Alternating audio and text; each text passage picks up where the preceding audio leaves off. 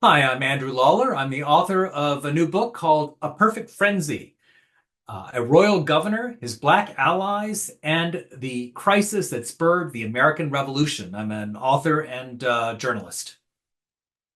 Well, thank you for joining us on this. And I'd love for you to begin by, I asked this to everyone, what brought you to Lord Dunmore and this story? And what, if anything, did you find in your research that really surprised you or startled you out of some preconceptions? Right. Well, I grew up in Norfolk, Virginia, which is a coastal city with a lot of history. But I learned just a few years ago that a lot of the history I had learned about the beginning of the American Revolution in Virginia was actually not only incomplete, but often inaccurate. And as a journalist, I was shocked that these childhood stories that I had learned, in many cases, simply weren't true.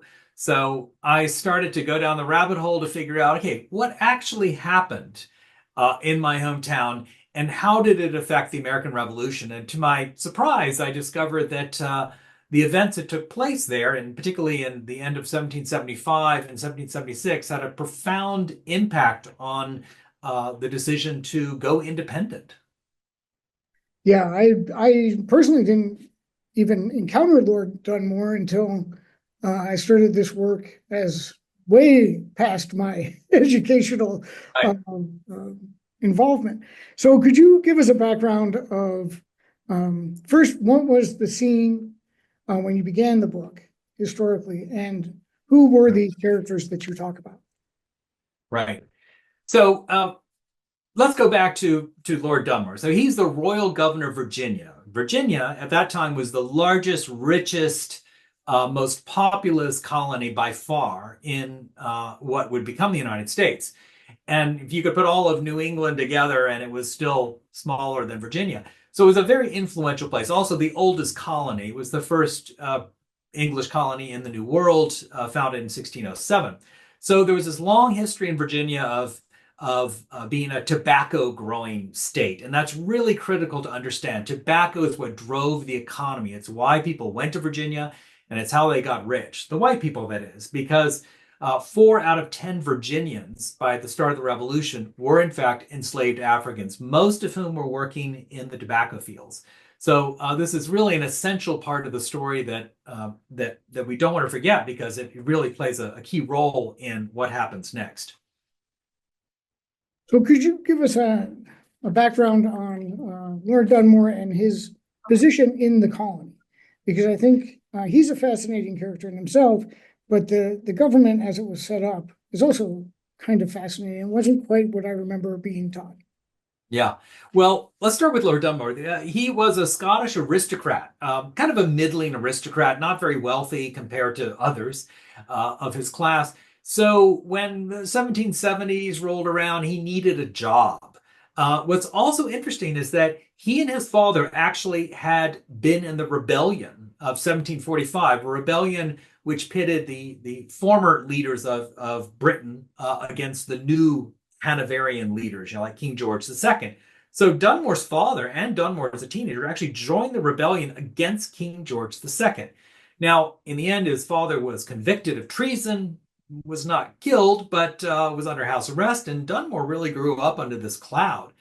But English politics being what it was then, there 20 years later, suddenly Dunmore, who's now the Earl, has now become Lord Dunmore. He finds himself needing a job. His wife's sister has married a really important British minister, so he's able to secure a job in the civil service as the governor of New York. So first he goes to New York. Then when the governor of Virginia dies suddenly, as often happened, Dunmore is transferred there. So he ends up there. And the colony that he found was very much its own place. I mean, the Virginians, the white gentry, really, who control the politics. These are the tobacco planters, people, like Washington and Jefferson and Patrick Henry. They were well-to-do planters growing tobacco with enslaved people, and they were very jealous of their power. So when a governor arrived, They were always very nice to a governor, but really it was the General Assembly, that the House of Burgesses, that ran the colony. And the governor could say no to things, he could veto things, but he really had limited authority in some ways, very similar to the system in Britain, where King George III, while he was the monarch, he had limited power. It was only Parliament that could actually disburse funds. So, as in Britain, so in Virginia, the governor really had limited powers, although he lived in a grand palace and it was actually called the governor's palace. But nevertheless, there was only so much he could do. It was really the gentry who were in charge. And some of the gentry that he rubbed elbows with are pretty famous in themselves. So Yeah. could you kind of walk us through some of his relationships with what we consider today the founding fathers? So when Dunmore arrived in Virginia, he quickly decided to kind of go native, as one used to say. He bought plantations. He bought enslaved people. He was living in this grand house, and he decided to, really integrate himself into the gentry. And one of his best friends, very early on, was George Washington, who was a kind of up and coming, kind of not quite middle aged yet, youngish aristocrat who was hoping to make it rich, to really make it big by getting wealthier. Washington, like Dunmore, they both grew up under kind of modest circumstances given their class. So they both were striving to get more wealth, more prestige. This was really a common goal they had. They both had lost their fathers fairly early, and they both loved theater. They liked fine wine, dining. They liked nice coaches. I mean, they had a lot in common. They were outdoors guys. They liked to go riding horses and hunting rather than deal with the minutia of legislation.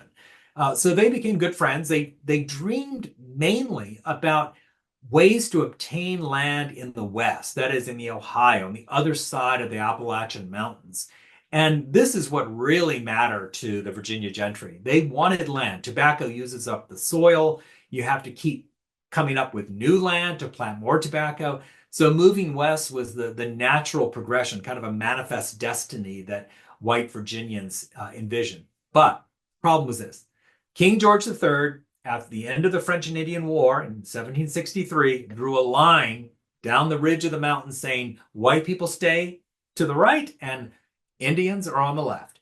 And he did not want the two coming together. And inevitably, there'd be violence, and the British government feared they would have to pay for it. So there was this tension because people like Washington wanted this land, but they couldn't legally obtain it. So Washington hoped that Dunmore could use his influence to convince the king to allow them to move west. Well, and this land desire is one of those things that just seems to be left out of the story of the American Revolution completely, as is slavery. But let's talk a little bit more about that, this whole notion of moving, because I think it's incredibly important. And I would like for you to give us more of a background too on the wars that would ultimately lead to the taxation, because they're all kind of intertwined into this weird mesh that only taxes seem to be the thing we talk about. But the taxes were actually paying for the protection of the colony, and Lord Dunmore had some involvement in those wars as well. Yes, Dunmore actually did the bidding of the gentry in Virginia. They wanted this land out west, so they used the excuse of some Indian raids and tension between white settlers who had illegally moved west to spark a war. And Dunmore took a couple thousand men, crossed the mountains, beat the Shawnees, and was able to get a peace treaty that basically turned all of what's now Kentucky into Virginia. This was an immense victory for the white Virginians who wanted to expand the colony. It outraged the king, but by the time this war comes to an end at the end of 1774, of course, both the Virginians and the king have bigger fish to fry. And that, of course, is the revolution that's coming. So in Virginia, it was very different from New England. I mean, New England, as you mentioned, it was all about taxes and tea and tariffs because the New Englanders were merchantmen. They were people like John Hancock who were smugglers who wanted to sell their goods to anybody, not just the British Empire, as was required under law. So they really were eager to get out from the yoke of the British Empire. In the South, particularly in Virginia, by contrast, people didn't drink a whole lot of tea. There weren't many people who were merchantmen. For the most part, those were Scottish people who owned ships, not native Virginians. So it was really this question of land in the West that was driving the gentry to irritation, and then eventually to deciding to fight Britain in order to get what they saw as their right to obtain lands that belonged to indigenous people. Yeah, and let's talk now about how this insurrection starts bubbling up. Before it becomes pure revolutionary fervor, there's a lot of minor skirmishes, as let's just say, between those who want to stay under British rule and those who are beginning to question British rule. And where does Dunmore, because he straddles that like line between the two pretty well for a while, but then makes a real stand. Yeah, so when Dunmore returns from the war we talked about in December of 1774, he comes marching to Williamsburg, the colonial capital, triumphantly. He's really at the peak of his popularity, both among just white settlers as well as the white gentry. But pretty quickly that turns. So by March of 1775, the revolution is beginning to happen around him, and there's very little he can do. He actually stays silent. He doesn't talk about it because he doesn't want to irritate people. He's hoping it'll pass. He's hoping that, as with the Stamp Act 10 years before, there'll be some kind of resolution in London that will solve the problem. That obviously does not happen. So in March of 1775, Patrick Henry gets up and gives a speech at a Patriot meeting, famously saying, "Give me liberty or give me death." What he really wanted, he said, "Give me a militia that we can fight the British with." And the Virginia gentry who are at the meeting agree. And this is something Dunmore can't ignore. Here is a group of people creating an extra legal militia. So the next month, he decides to take the gunpowder out of the arsenal in Williamsburg and put it on a Royal Navy ship about 6 miles away in the James River. This creates outrage among the white citizens of Williamsburg. They come out in force. He's threatened. And Dunmore, remember, he has very few troops. He really has almost no troops, a couple of dozen Marines. That's about it. His family is in the palace. He's completely exposed.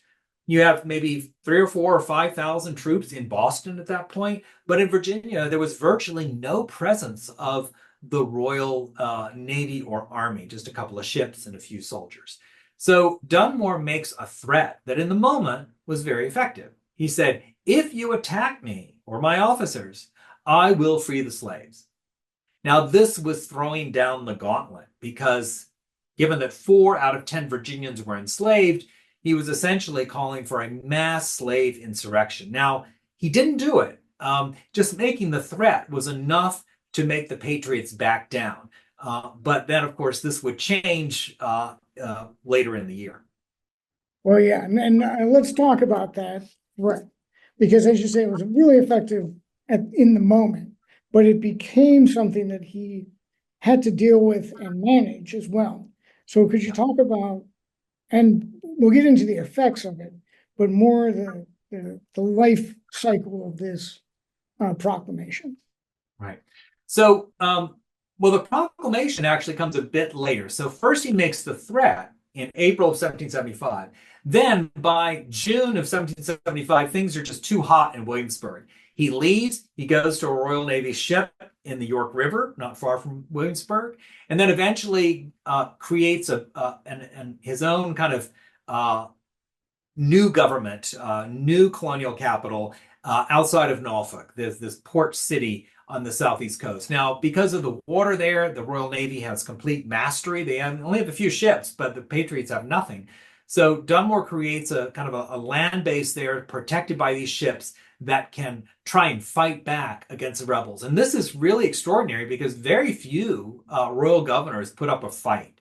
Maybe for a month here and there. Most of them just get on ships and they go back to England.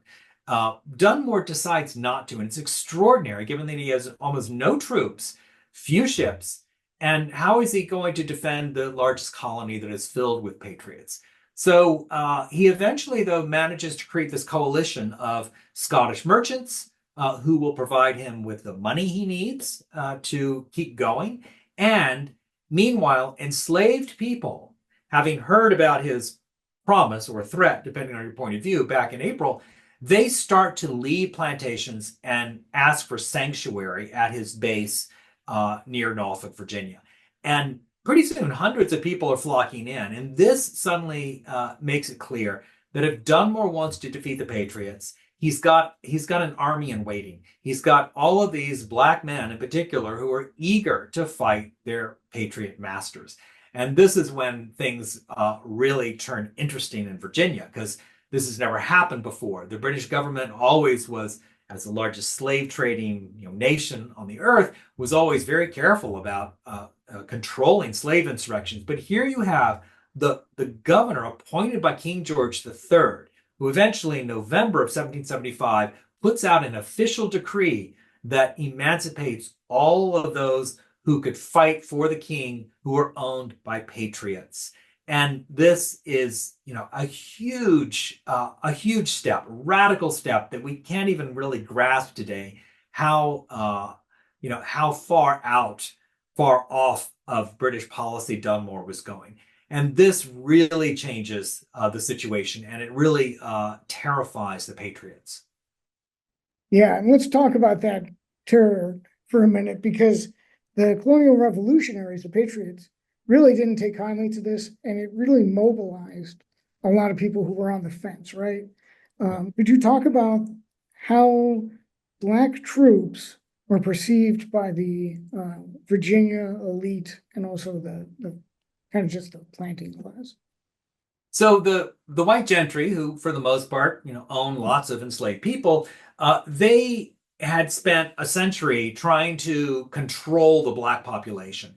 The laws were put into place. You couldn't have no black person, even if they were free, could own a weapon, not even a staff, not even anything that could be used against a white person. So they really believed that, number one, that enslaved people were always a threat, that they might slit your throat at night, they might poison your breakfast. There were all of these stories, most of which were untrue. This is very rare. These were very rare occurrences, but there was nevertheless underlying anxiety that there would be this either personal violence or this mass violence. So that's the context. When Dunmore makes this threat, Virginians are horrified because white people have always been fearful that the day would come when enslaved people would demand vengeance. So when Dunmore makes this decree, hundreds and hundreds of people, rather than attacking their white owners, they go to Dunmore's protection. They get redcoats, they get arms, they get training, and very quickly he puts them in the field. And to the amazement of many whites who believe that maybe these guys really wouldn't know how to fight in any kind of organized way, at the Battle of Great Bridge in December of 1775, just south of Norfolk, these black red-coated musket-carrying men actually attack the white patriots. And there are these skirmishes back and forth in which they show that they are quite capable of fighting. And Dunmore, I think, senses their tenacity and their loyalty. Remember, they have a lot to lose. If they lose not just their freedom, but probably their lives, because the Patriots put a price on the head of any enslaved person who joined with Dunmore. They were considered to be in insurrection. So they were taking a big risk, and so they fought very, very hard. And I think this astonished the whites. By the way, Lord Dunmore called it his Ethiopian regiment, Ethiopian being a rare term of respect used by Europeans to talk about Africans. They weren't Ethiopian, but Ethiopia was a Christian country that was seen as a place of wise people.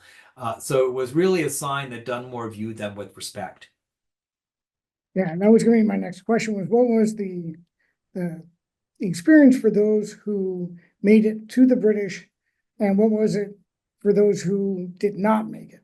Because Yeah. obviously it was probably very dangerous to leave the slave encampment and try to make it to this flotilla that Dunmore had. So could you speak a little bit about the people who didn't quite make it, or some of the hardships they faced getting there? even in times of peace, there were strict laws forbidding any enslaved person from leaving their plantation without permission. Uh, this proclamation, actually, of course, they were deciding to leave much earlier than the actual proclamation, was a dangerous thing. They could be imprisoned, they could be tortured, they could even be put to death in certain instances. So just to decide to leave was in and of itself a remarkable decision to make. So imagine people all over Virginia. There were maybe 200,000 enslaved people who hear about this proclamation, and they have to make a decision. Should we try and make a break for freedom? Or should we stay and maybe wait until there's a full British invasion where we know that the odds are better? And obviously, many chose to leave. Many were captured. Their jails were full of enslaved people trying to get to Dunmore. So we don't know how many actually made it to Dunmore. Uh, certainly, certainly, maybe up to 1,000, maybe more, who actually managed to get through to British lines and seek sanctuary. But the interesting thing is that throughout this period, despite the attempts by the Patriots to stop the enslaved people from leaving, they continue to try to reach Dunmore, even in the last days when there are terrible epidemics and it looks like Dunmore is not going to win. Nevertheless, these people are desperately seeking freedom, choose to risk their lives and their families' lives in order to find liberty. Thank you for that. And let's talk about the Scots, because they don't suffer, or they suffer some pretty horrific ramifications for supporting Dunmore. Could you talk a little bit about Norfolk and how that city fared during the war, and what became of the Scots loyalists? Yeah. So the economy of Virginia consisted of, so we talked about tobacco plantations that produced tobacco, which was very valuable. It's kind of the gold of its day. And to get that material to England required ships, naturally. And the Scottish merchants, particularly from Glasgow, kind of captured that market. So they're the ones that came in, took the tobacco back to Britain. And in doing so, they became immensely wealthy. And a lot of these Scots established bases throughout Virginia, and their headquarters was Norfolk, was this colonial city on the coast with a very good harbor. And that became a very, very rich town, a booming city. The Scots built mansions. They took the money from their profits and also built factories that were run by enslaved people. They had flour mills, distilleries. I mean, this was becoming a very big city. At that point, I think it was the eighth largest city in British North America, the largest port between Philadelphia and Charleston. So it was becoming very quickly a boom town that was really driving Virginia's economy. And with that came tension, because the Virginia planters, on the one hand, didn't like these Scottish merchants. Number one, because they were kind of taking their share of the business, and number two, because they were loaning money to the gentry who were perpetually in debt. So they owed money to these people, plus they saw them as kind of interlopers, almost like Jews were seen at the time. The same kind of tropes were used. So the Scots were much hated by many people, and given their focus on Norfolk, Norfolk became a source of irritation to many patriots, even though there were a lot of patriots in Norfolk itself. And there's a bombing of the city as well, correct? That becomes one of the great atrocities of the war attributed to Dunmore, which you kind of discover he may not have had much to do with. Could you talk us through that? And also, let's talk about Dunmore's reputation before the war and after the war.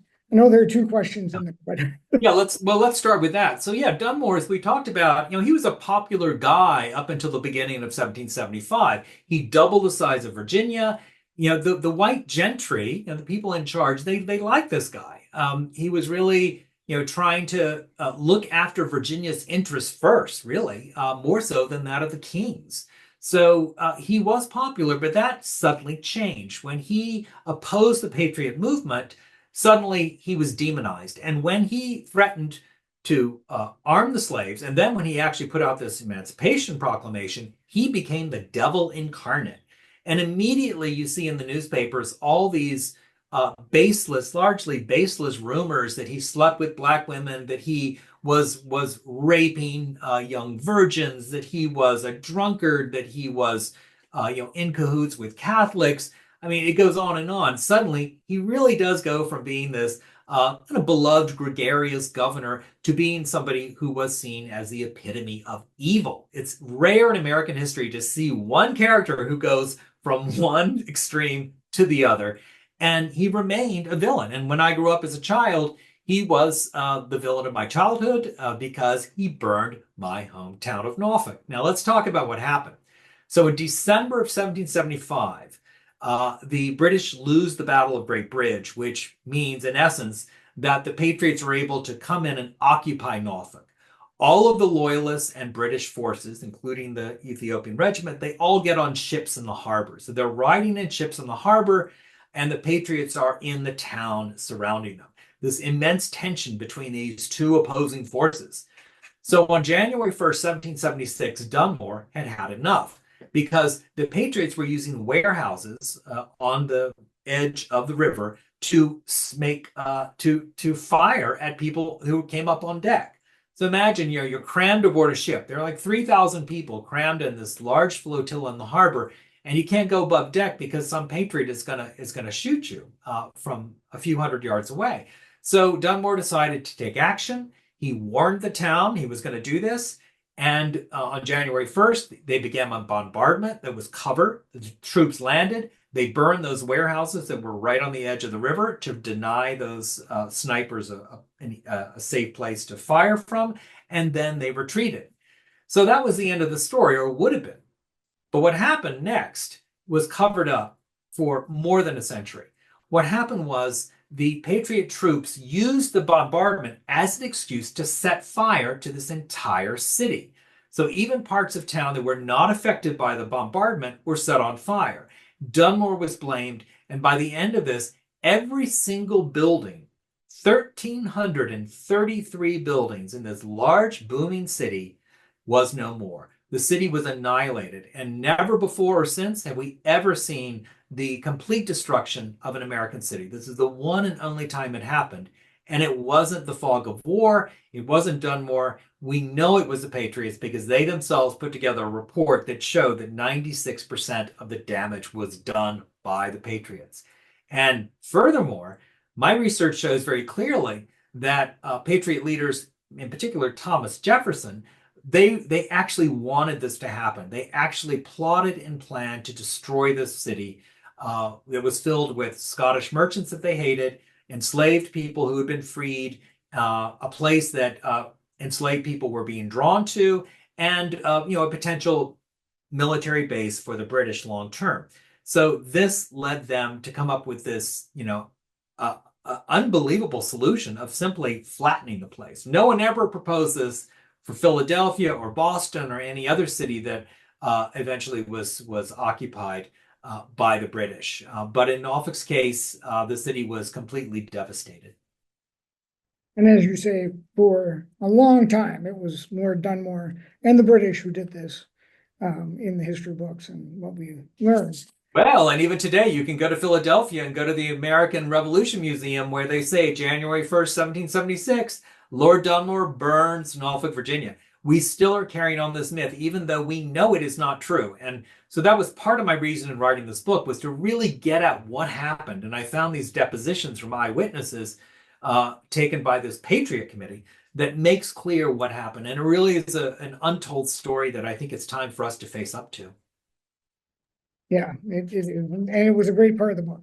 So let's talk about now the aftermath. We obviously know the Patriots win and America's formed, but what happens to all the African-American slaves who were freed? What is the ramification of this Emancipation Proclamation? Because it ripples out across the world. And also, what happens to Lord Dunmore? Yeah. So the destruction of Norfolk really begins in a sense, the independence movement. It's really not until early 1776, with the burning of Norfolk and the publication of Common Sense, that you really start to get people in Philadelphia, the Continental Congress, supporting independence. And of course, then by July 4th, 1776, that happens. And the reason it happens is because Virginia votes unanimously to separate from Britain and ask the Continental Congress to do the same. So meanwhile, Dunmore is still a threat. He's still there. He still has his troops. He's still hoping to attack Williamsburg. This doesn't happen in the spring of 1776 because of the outbreak of smallpox and other diseases, which basically, wreak havoc with the hundreds and thousands of people that are showing up on his doorstep. They're just dying faster than he can train them. That's just the truth of it. So by August of 1776, soon after the declaration is signed, Dunmore is forced to leave Chesapeake Bay. He takes with him all of the Ethiopian regiment members and their families. Interesting point. And they all sail out of Chesapeake Bay north to New York City, where they arrive just as a massive British invasion force appears off of Long Island. And then, of course, they attack New York, and they're able to kick out George Washington and his troops.